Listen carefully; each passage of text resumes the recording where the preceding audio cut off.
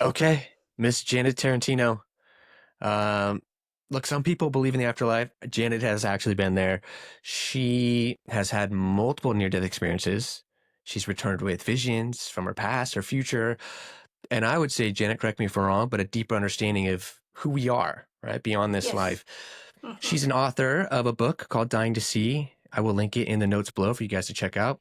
But today she's here to share a journey with us. And I'm super grateful that she's here. I'm going to do what I always do. I'm going to kind of sit back, let you tell your NDE stories, and Hmm. maybe we could talk a little bit after about how it's affected you and what you're up to now. Yeah. So, what? This is my favorite subject. I love it. Me too. So, Yeah. without further ado, Okay. I'm going to start with my third near death experience because I went through a life review and it showed me everything else.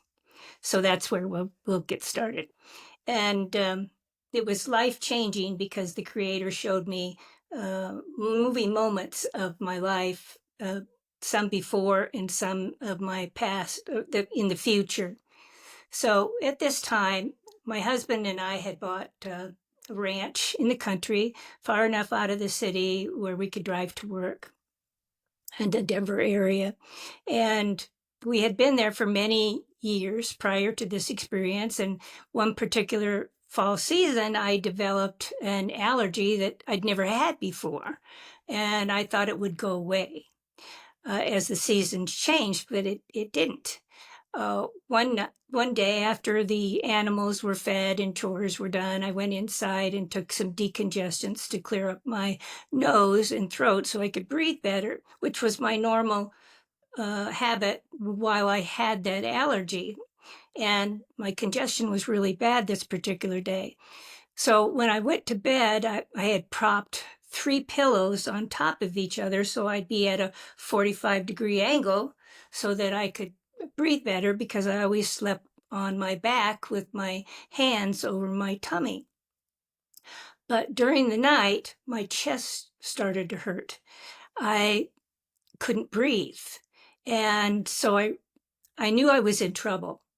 And so I reached for my husband with my left hand. He was sleeping on my left side.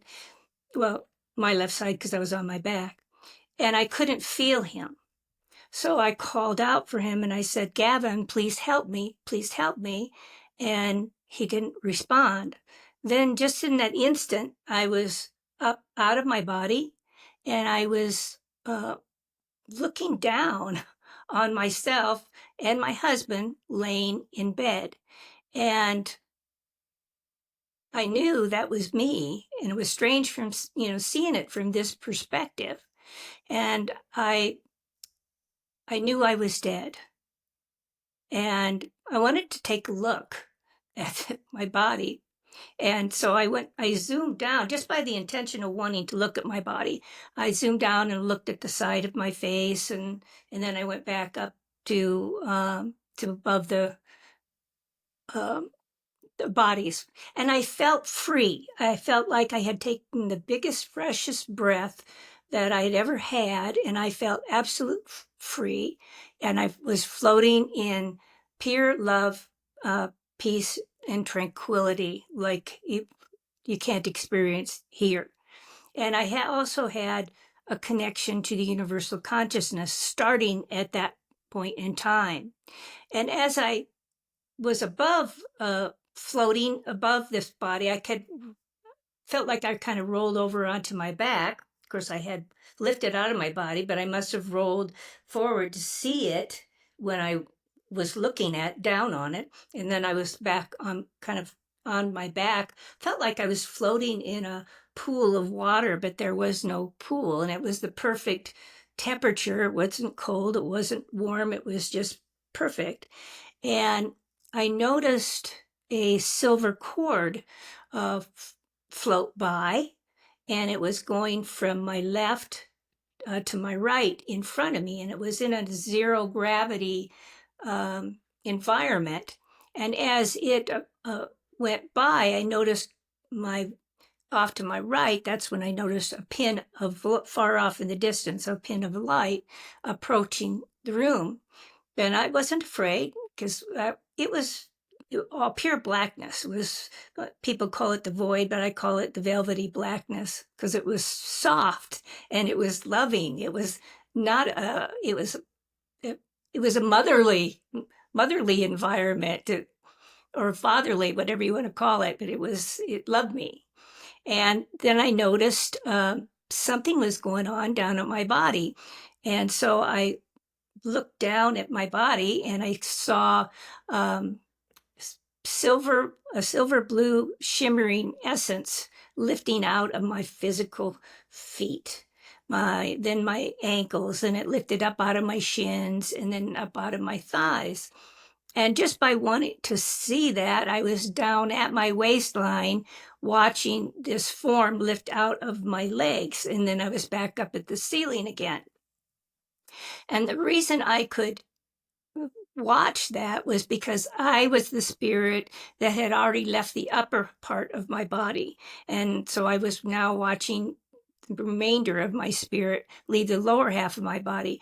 So I had stretched to escape the physical form.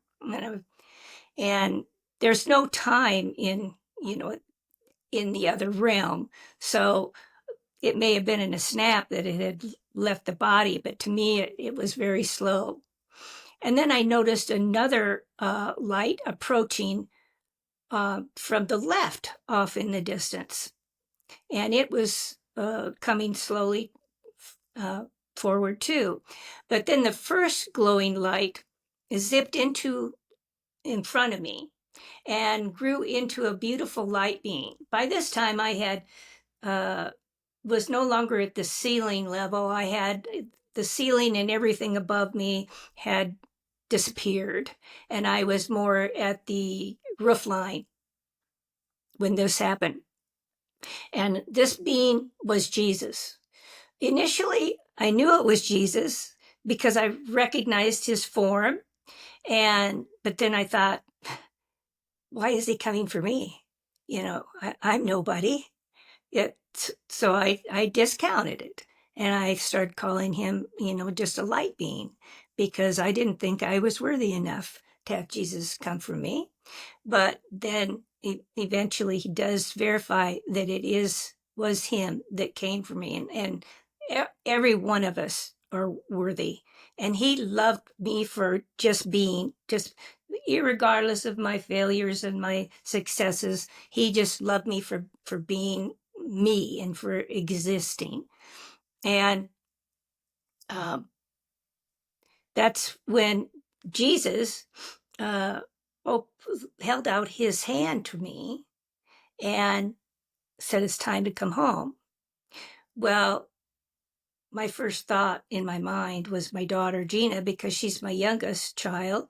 And we're very close because she's a girl. And we go like to do things together. And he said she'll be okay. So I wanted to go. Who would want to lead this bliss, and go back to their physical body?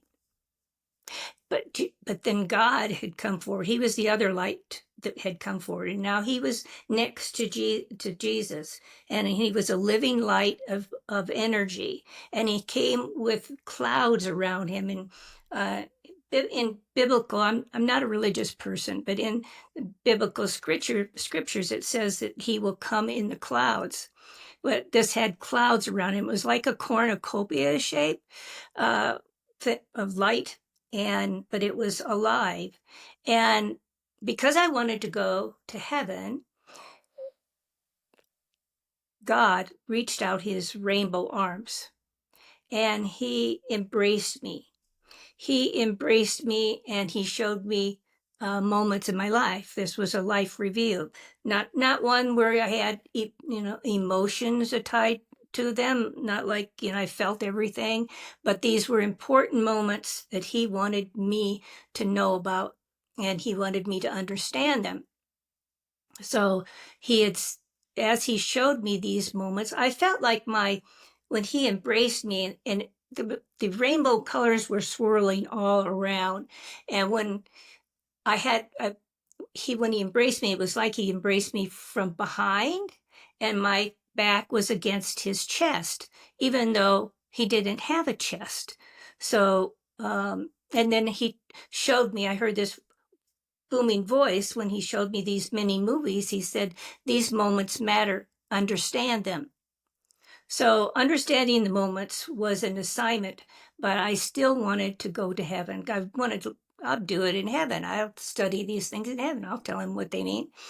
But not everything had happened. These were moments that happened in the past and some that happened in the future. So he wanted me to stay. Because he wanted me to stay and I wanted to go, the angels came for me.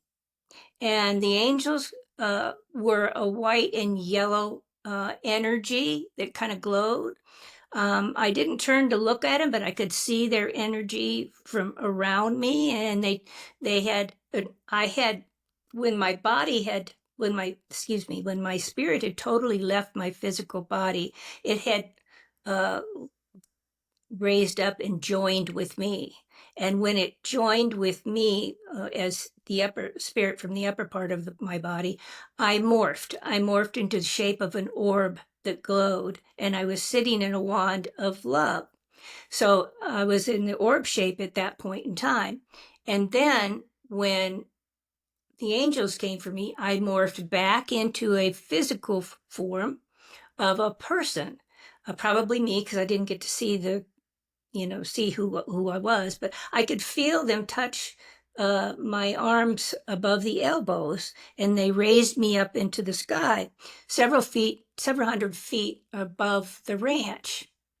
And I could see down on the ranch into our room through the ceiling, through this roof line that had disappeared.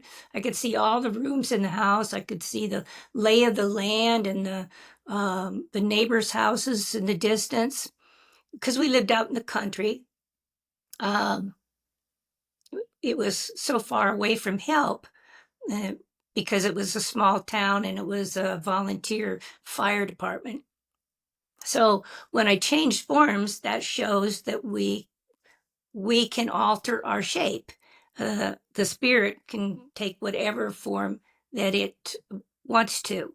And these angels then jumped me forward in time into the future to where, excuse me, I must be kind of Italian because I'm kind of, I got my arm You're caught on good. the I love it. cord. You speak with your hand. I like it. I Yeah, like it. You're good. yeah. And so they jumped me ahead in time. And even though we jumped ahead in time for me to see it, I also lived it. I could see my husband down in the house. He had called for emergency help and they were on their way. And I could see that there was 2 pins of light coming up the gravel road. And even though the pins of light were so far away, they were just tiny pins of light. It was a vehicle, and I could feel like I was in that vehicle. I could see down the road like I was the driver. I could see behind me as if I was looking in the rearview mirror. I could feel the bumps of the road, and I could hear the crunch of the tires go over the rocks like my ear was right next to the tire. I had every perspective because I could still see my husband and I in bed below. As the and this was an ambulance that was coming to try to save me. And as it turned into our drive, which was a quarter-mile gravel drive uh, off the roadway, and we had a grove of trees on the north side of the house to eliminate the dust from reaching the house and to protect the house from the north winds. And there's a particular area in the drive where it washes out occasionally because of the gravel road. And there was a lot of oil trucks that would use that road. Um, and that would kind of make it a little bit um, more where it would wear out. And as the ambulance went over that bump, I felt the lurch of the ambulance. I heard the equipment clanking around inside, and as it continued up the drive, it pulled up to the door with the what they call floodlight, which I thought was strange because my bedroom was next to the other door. Uh, but it made sense because that's where the floodlight was. In the meantime, also, fire department had arrived, and they were all trying to get it all in the house. It was a small 2-bedroom house because we built onto it later, and some were standing in the living room and some were in the kitchen. There was only one technician that was in the bedroom because it was such a small bedroom, and I was going to die.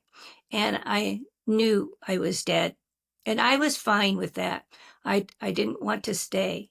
And because I didn't want to stay, then the angels jumped me back in time to the present. And I was in front of the light of God again, just on the precipice of entering the light of God. And I was shown one more moment. And that one more moment was important to me because that was my son, my middle child, Kurt. Um, and just by seeing his image, I knew something was going to happen to him in the future. And if I wasn't there to help him through that, his life may and probably would have gone down a darker pathway. And I didn't want that to happen. So that's when I told Jesus that I'm not ready to go yet. And he smiled, even though I couldn't see his face. He smiled and nodded his head. And I turned back into the blue spirit body that I had, shimmering body that had left my physical body. And that is my portion of God's spirit. You know, some people call the Holy Spirit.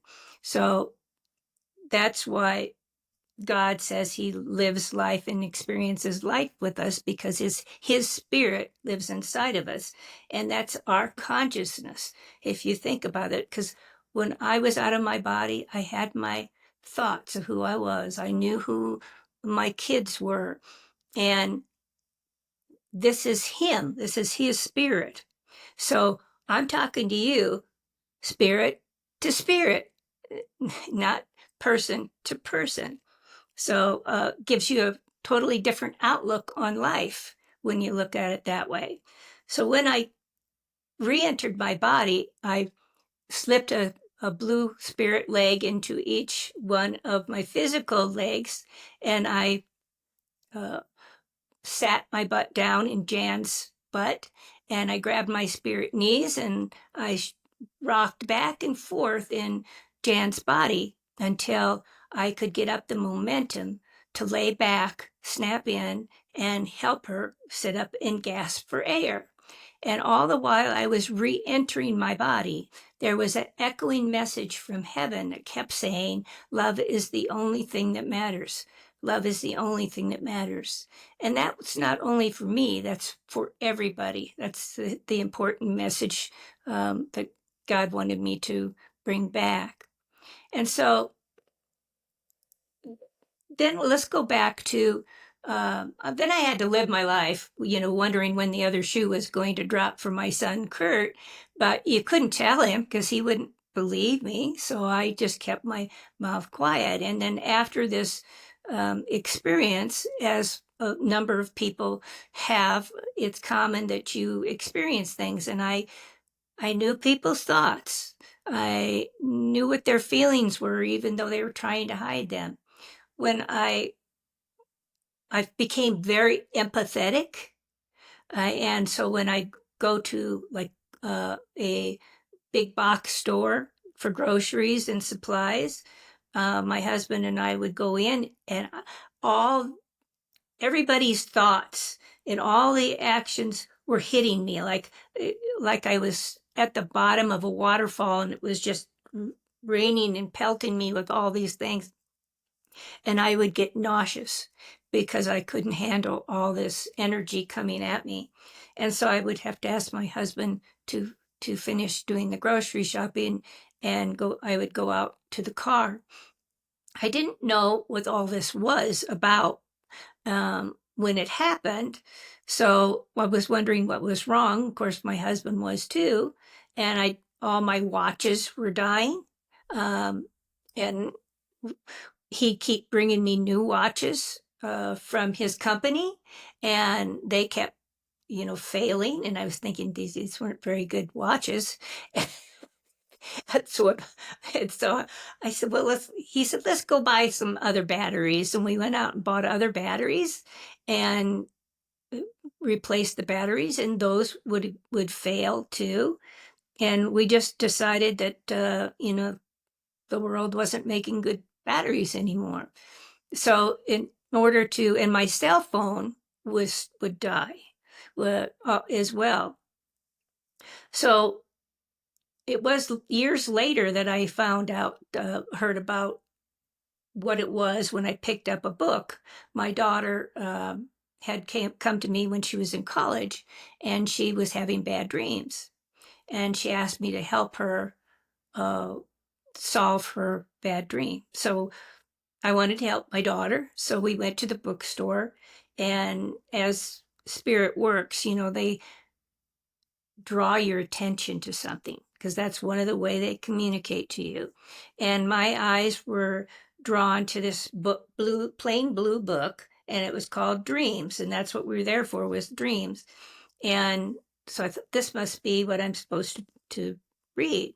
So I picked it up and I bought it, and the book solved her dreams because I read it for her. She was in college at the time. I said, I'll read it, and then we'll discuss it uh, as I go along. And it solved her problem. And so I finished reading the book. And at the very back of the book, the author had a clip about her next book. And it was what happens when we die. And it explained everything that had happened to me, because I couldn't believe this stuff happened to me. What was this? Am I going crazy? I don't, because I didn't understand it. I didn't have, I mean, this was way back. So the IANS and NDERF, there's nothing out about near death experiences at the time. And I didn't have any kind of spirituality in my environment. So I had no clue. But that I started reading her books, and started this thing became clearer, and everything was telepathic. So then I started to investigate telepathy and how it can be used in today's environment. So the only way I could do that was to go to psychics. So I would periodically go to a psychic and to see if that's how they got it done. And that'll bring me to uh, my first NDE, because this happened when I was 15. And when I was 15, I had an extended illness. I'm not sure if it was a really bad bout of the flu, because it was extended. And I was switching school from middle school to high school, and I wanted to go to the orientation day. I was looking forward to orientation day to see where my locker was and collect my schedule, etc., and be able to investigate the school. Well, I couldn't go because of this illness, and I was very disappointed. Um, but one night, Mom slept in bed with me. Well, she slept in bed with me quite a few nights to take care of me. But this one particular night, I opened my eyes and I felt like I fell backwards, but I was laying in bed. So it wasn't my physical eyes that was open, it was my spiritual eyes that had opened, and it was my spiritual body that had fallen backwards out of my physical body. And then I was standing beside the bed, looking up at the ceiling in spirit form.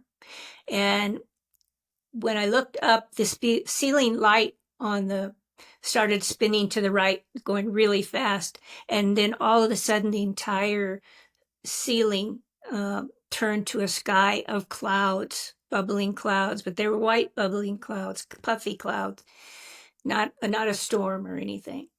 And within the clouds, uh, there was two other spinning motions, one on the left side of the room, although the walls were gone at that time, but it was on the left side of the room, and the other one was on the right side of the room.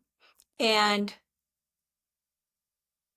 they opened up into the tunnels. They were tunnels into two different worlds. And on the left side of the room, I saw a sumo wrestler in the distance through that tunnel.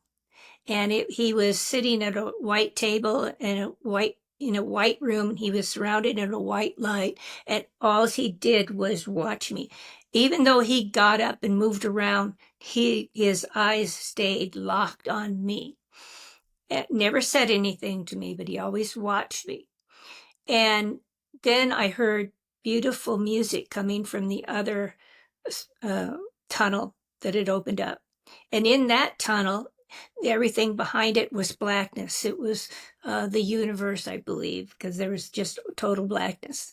And in comes shuffling this beautiful woman with a long white lace gown with layers and layers of lace. And she had long, almost dark waistline hair. And she was just gorgeous. And I thought of her as the music box lady initially, because in my time, back then, we didn't have internet and all that.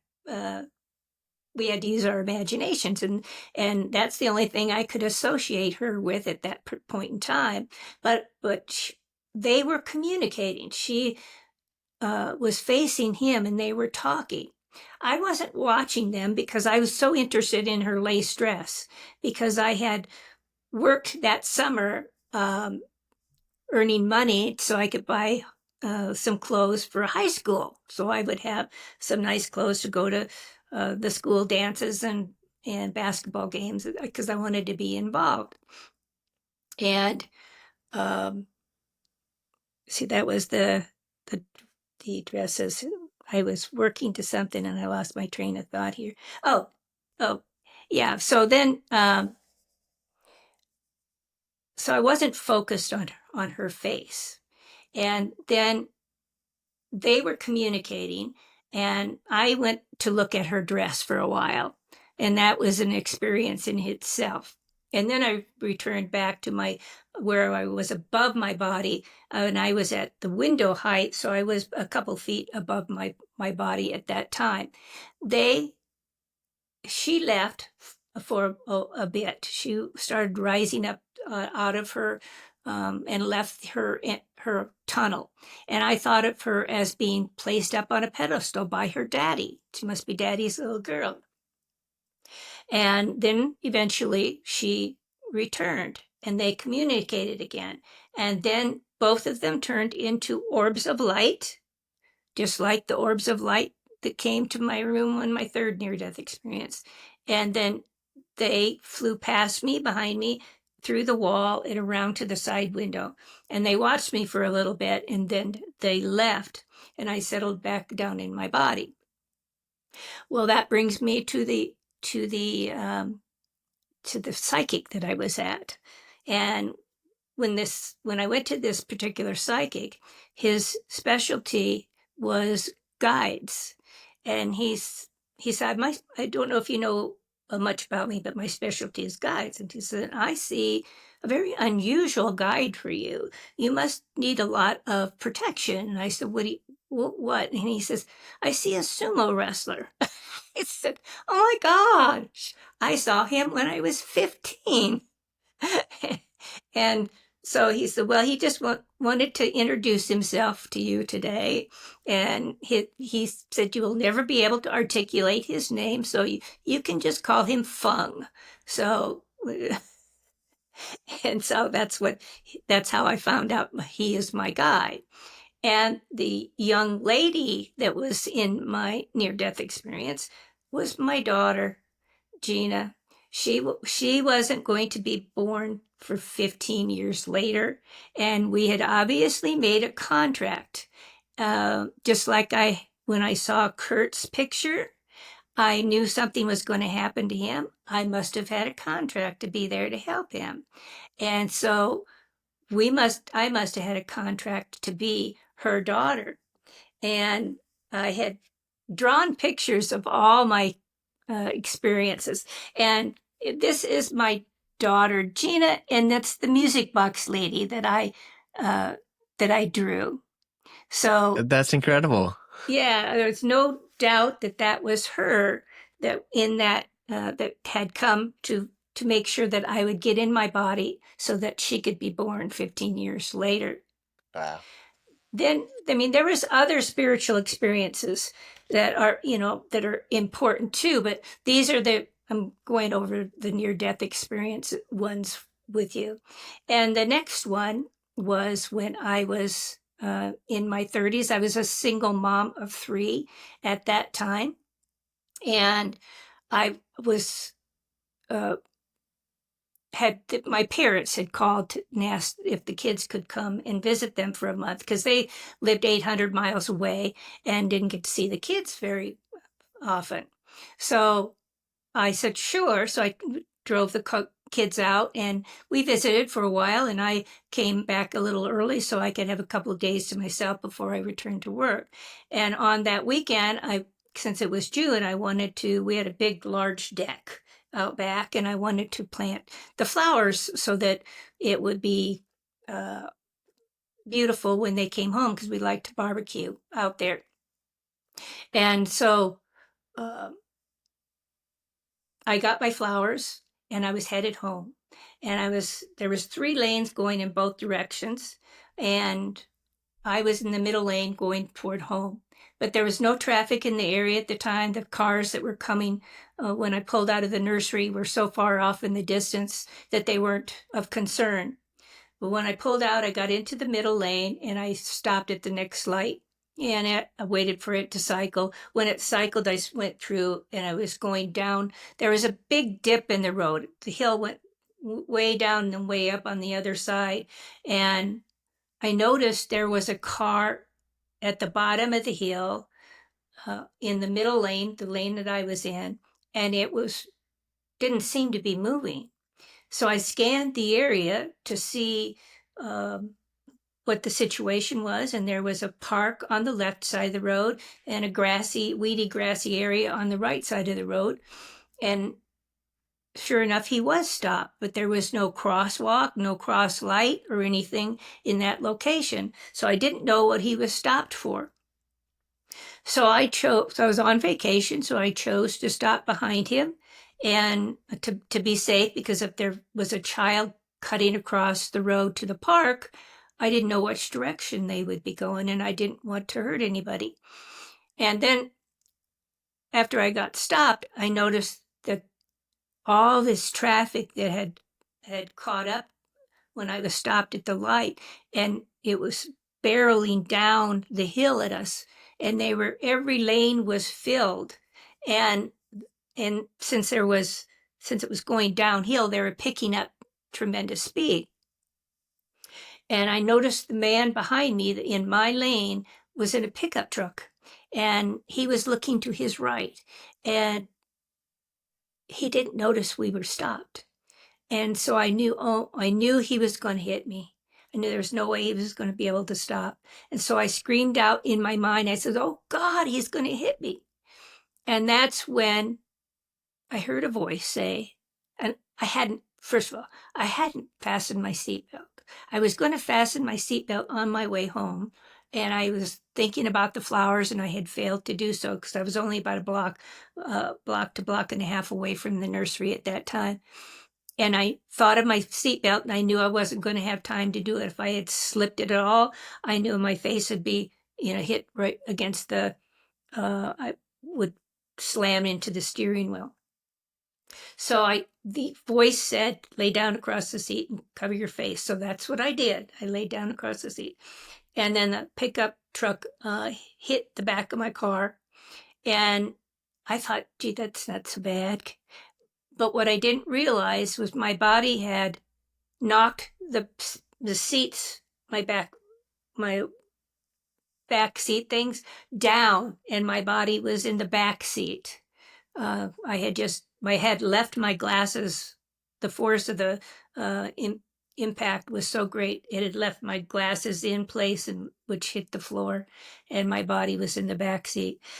But to me, it only felt like somebody bumping the side of my bed. And so I thought that wasn't so bad. But when I looked up, I saw the glass above me shattering in slow motion. And I didn't want it to pelt my face, so I covered my face. And then that vehicle had pushed me into the car that in front of me that I had stopped for. And then I was going to be pushed forward. But instead of being pushed forward, I felt a big arm come under my knees and a big arm come under my shoulders. And I was picked up by some being I could feel, but I couldn't see. But it was my spirit that was being picked up out of my body, not my physical body that was being picked up. Because then I was above the scene, looking down on the accident scene through a hole in the clouds, even though it was a beautiful blue cloudless day in this world. So that cloudy area is obviously the veil that separates one world from the other, and we normally can't see it. I watched the scene until everything settled, and I noticed a driver pulling over to the side of the road and running across the street to see if everything was okay. And then all of a sudden, I was snapped back into my body. And I was again in the front seat where I had started. What had happened was the collision had tossed my body into the back seat. Then when he pushed me into the car in front of me, my body had flung upward, hit the headliner of the car, and I had ricocheted back down into the front seat. So if I had not seen the rear window shatter, I would not have known that I'd been tossed around the car, because it was the rear window that had shattered, not the front window. That was still intact. I went to the ambulance came. My car was totaled, needless to say, and I was lucky I didn't go over the hatchback, the back seat, because I had a hatchback, and the entire rear end of my car was totally gone, and so I wouldn't have lived if I had been tossed into the hatchback area. And so these experiences uh, give us a lot of clues about what goes on, in the other world and in this world. So there's angelic help around us all the time. And another one of the moments that I was shown that I'd like to mention is a council of spiritual beings. This was to happen in the future, and um, I was reading a book and getting ready to go to sleep for the night. And when I went to sleep, my spirit was brought up to the in between, and I found myself before a council of high spiritual beings. And that's what he showed me, is the council of beings. And they wanted me to explain to them what I had learned about judgment. Um, I had already known that I had learned about judgment, because by this time they had made it known that they had brought into my life a gentleman named Bob, who I taught English to. And then we ended up falling in love. And then he took me to places, because he lived on the other side of the world in Europe. And so he took me to places where I realized I had misjudged people, because I saw different ways of life, etc. And so they wanted to know how I've learned, and so I took them back to the roots of judgment, where I picked up these judgments of certain things. Let's say, for example, I was always told that my uncle, my grandfather, was an alcoholic, and so I figured that must be true.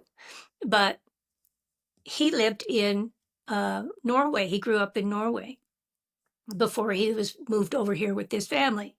And the normal way of life in Europe, they have stands where people can stop for a beer or a glass of wine and chat with each other. There'd be tables that it was just a very uh, good community of people that wanted to talk to each other and become friends.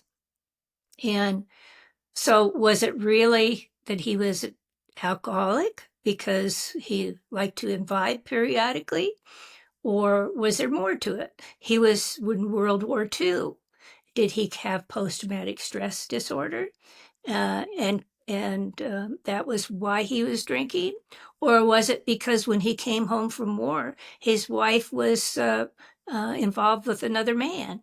Was he drinking because of that? So there's so many ways that you can misinterpret things, and don't take on what people say unless you know it for yourself. Because my grandfather never had a drink in his head, never was uh, drunk, I guess you could say, never showed any signs of that while we kids were with him. So I that judgment, I realized I had misjudged him, and I had misjudged his lifestyle because he had lived in an apartment above a store, and we had a house. And why didn't he have a house too? And these are things that children think about, but they carry them forward. And when I went to Europe, that's very common because they're in big cities. And so they have high rise buildings where there's stores on the bottom. And even in New York, of course, I had never been to New York, so I didn't know these kind of things. So I had misjudged his lifestyle. I had also, so there was another one that I had misjudged. Well, it's not important. But anyway, as I explained to them my memories of where these things started, everything showed against the heavens. It was like a movie, and my memories playing out against the heavens. And then I had to show them how I learned. So I showed them all my memories of where I had been and why I'd realized I had misjudged them. And they had brought Bob into my life specifically for this lesson plan for both of us, because he was a high level investigator over in Europe. And so he was facts, facts, facts. And so he was skeptical of my stories. Um, and also, one of the judgments I had was my next door neighbor's father. He had wore a Speedo type swimming suit, and my dad didn't wear a Speedo type swimming suit. So I thought that was, terrible. And God puts things in your face, because Bob, who he ended up coming over, and we met each other, fell in love. He was looking at the water because he had trained with some Olympic diving teams, and he loved to swim. And so he said, or can we go swimming in some of these lakes? And I said, well, a lot of them are private. And he said, what do you guys wear over here? And I told him about the swimming suits that go down to the knees. And he said, why would anybody want to wear anything like that? I said, why, what do you wear? He says, I wear Speedos. So he puts things right in your face. And you have to realize that, I mean, just because they're more common in my environment does not mean that they're bad. So we have to be careful about what we judge, because he does put our judgments right in front of us at times. So I thought that was very fascinating, that this council of beings, they laid out my life, how I was to learn. because I specifically remember returning to my body. I was set back. It was time for me to go, and I was falling backwards where I was going back to my body. And I said, that was so cleverly laid out for me to learn. And they were happy. They were happy, and they were kind of, celebrating the fact that I had picked up on their messages, on the little, leave gifts. God leaves gifts for us here and there, and it's up to us to find them. It might be a brochure that's important, that if we pick it up and we look at it and it's something of interest to us, if we go check that out, it would take us on a pathway that would lead us to where we need to be, or our our paths cross with other people. Because Bob was brought into my life, and then my kids. And then I know there's people that I just feel like I have always known. And so their paths crossed with us, and we work together. We were souls helping souls go through life. So I, I think all of this stuff is very fascinating, and life is a mystical adventure. Thank you so much for sharing all of that. I mean, that's so cool. Like even me on this side, I get so excited because I'm like you. I love talking about this stuff. NDEs in particular played such a massive role in my spirituality. And I gotta say, I was raised a Christian, and I threw the baby out with the bathwater, if you will. Like there was questions with me, like this doesn't seem right. And by the time I hit college, I'd given up on God too, right? And that's what I mean. But I was like, religion, no, not for me. But then there can't be a God. And it's so interesting to be back in this place where now I love Jesus. I love the teachings of Jesus. I Mm-hmm. think there's just so many, whether it's Buddha or whoever, it's not the religion. It's about, but God is real. And I Yes, he think is. getting to that understanding was quite a journey for me. And I love the topic of spirit guides, and that we all plan these lessons for each other. I think one of the most impactful things I've ever done, Janet, was looking back on my life and taking this time. It took me half an hour to do, but looking back on some of the moments in my life, both good and bad, I just let myself be free, and I did it in silence when I was meditating. And I wrote down about 10 people that impacted my life for as far as I could remember. So I think the farthest I got was like seventh grade or something like that. But I wrote these people down, and I actually put, like, now in hindsight, me at 33, what did I learn from these people?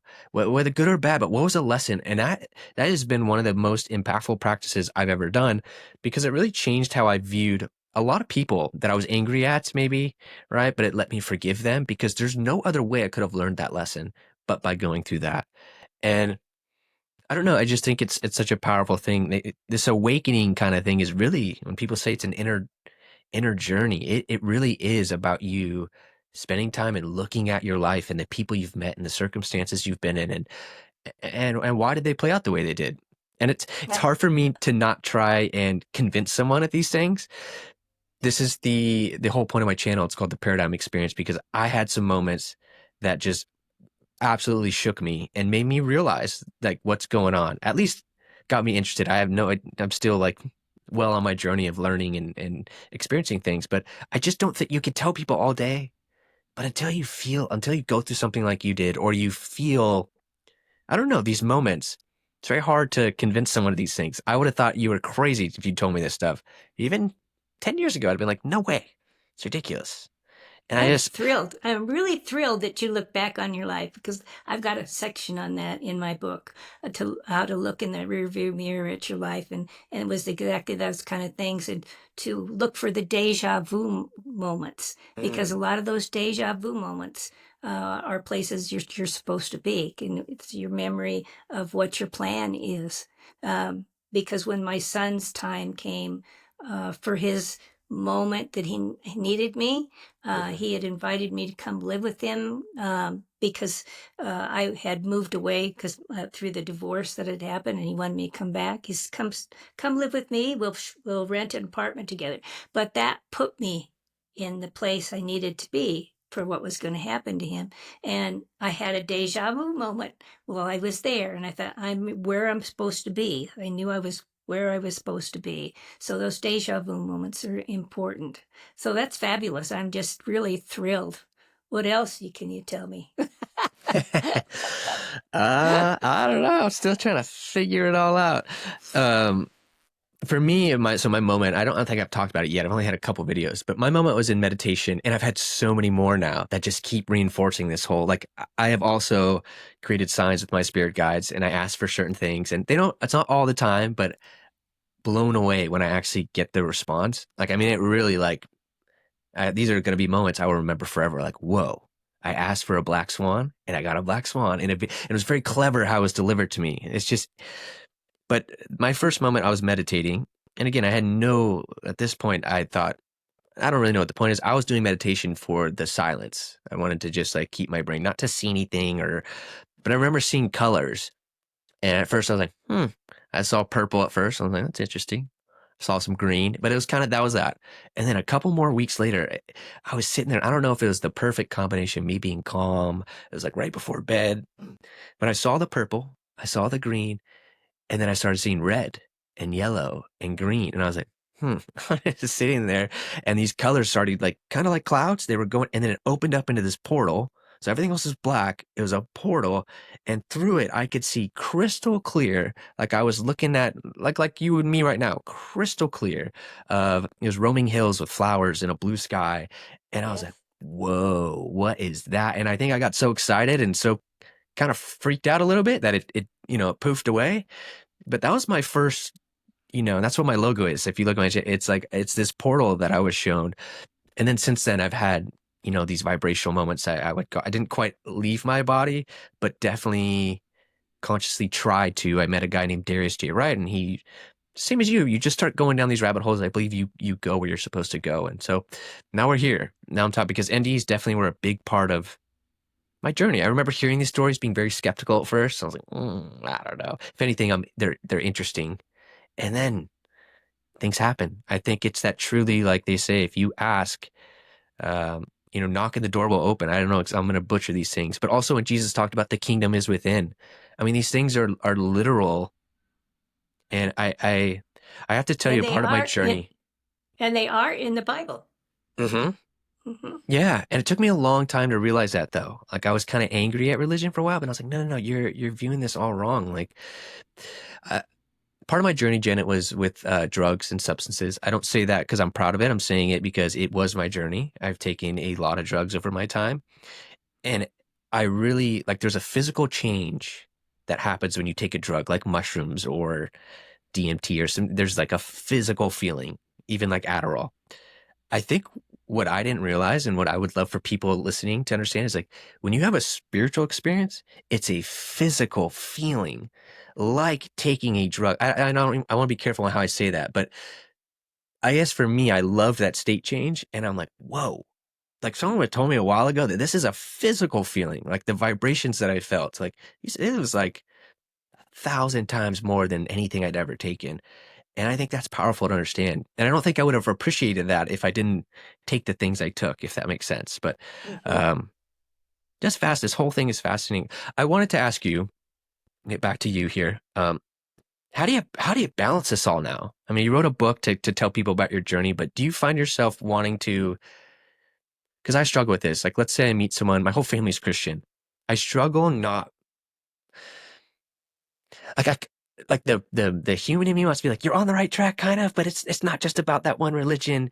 But I know that's wrong. Like it's not it's not incorrect to also live a Christian life, right? Or so I don't know. I have a hard time balancing. Like I want to share it with people, but then I also kind of like want to let them live their lives because the right religion is the one that brings you closest to God, That's right? I mean, exactly right. Yeah. so Doesn't do you matter. do you Just struggle with that, or no? You've just kind of learned to let it be, I oh, guess. I share when the opportunity is there, when I feel it's appropriate. But yes, especially when you're talking about the church community, you have to be very careful there because they have their limitations and they don't Hmm. understand the broadness and the superpower uh, that God has. I mean, even though He says it in the Bible, my ways are not like your ways, or my ways are higher than your ways. He says it right there, but they just don't understand it. So you have to be careful about that. Yeah, I bite my tongue. Not bite my tongue that I want to say something negative. I want to say, I want to share my story, but I want to do it with people who are open to it Mhm. versus critical. Did you get any idea of how many lives someone lives? I'm sure it's different, but how many times do you think you've been here and done this school of life, right? This journey. And if so, like, were you supposed to kind of get woken up in this one, or have you woken up in all of them? Like, I'm always curious about how that works. Like, how many Yeah. times have I done this? And did I wake up earlier than 33 at some point? Or is this the farthest I've been? I don't know. I don't I know. do remember some of my past lives. I do remember when I was in second, oh no, it must have been third grade. They wanted us to, they gave us crayons and they had things to do. So they said, well, just color something, keep us kids busy. And what do you want us to color? They said, just something from your memories. So I drew a a beach on an island and a palm tree and a grass hut and a pelican with fish hanging out of its mouth and uh, the blue ocean. There was a piece of land that jutted out, and there was kind of like a swirling motion there. And I remember that. And so the teacher said, "You drew this?" I said, "Yeah," because it was so extraordinary that we had never been taught anything like that yet, and I had drew that. But I think that's from a memory I had from a previous life because I have a fear of sharks, and I think I was eaten by a shark right there, and that I could see that whole scene of where I lived as my spirit was leaving my body. And that's fascinating. That So, makes you feel like some of the things you're scared of in this life, right? Means yeah. something could have happened. Like, I'm freaked out by earthquakes. Always have been since I was a little guy. Makes me feel like maybe I died in one back in the day or something. Hmm. Hmm. Yeah. Yeah. And Bob that they brought into my life, I dreamt of him before I even met him because I remembered that he lived in I lived in Europe previously. It was obviously during World War II because I remember the green grasses when he took me to these places. I said, "This is where I remember," and had bombed out boulders, houses, and he the army was looking for me, and I must have been Jewish or something. That's the only thing I can think of. Mm. Um, and so he sent the troops in a different direction because he knew I was there. So he waved them in a different direction. So he saved my life in that lifetime. Now I didn't put that two and two together until Bob aged because we've been together for uh, 15, 16 years now, and it was once he aged 10 years, he turned into that person that I remember. So he was in that lifetime with me too. And that's why he found me in this lifetime as well, that they had planned on bringing us back together. So I thought that was pretty interesting too. I think that's so. Two things I find the most fascinating about NDEs: the life review, because it makes so much sense. I used to struggle a lot, Janet, with like, why do like people who shoot up schools or like, the really evil things? Like, that's like, when I first heard that it's all a lesson and technically there's no good or bad, it just bothered me. It didn't sit right that some people could do that. But then through life reviews, I understood that, well, you actually get to feel what you've done to other people. So the worst thing you can think about doing to someone, you do it to yourself. And I Uh-huh. guess in that way, that's the ultimate form of justice, I guess. It's kind of like, Yeah. So you have to, I don't know, I was able to kind of like, okay. And it just made sense to me that that's how it works. So life reviews, and then this concept that we have people that we kind of all go with together and say, okay, we're going to go into this life. I'm not going to meet you, Jordan, until you're 37. But in that time, I'm going to be born in this family. I'm going to be working on this. You're going to be over here.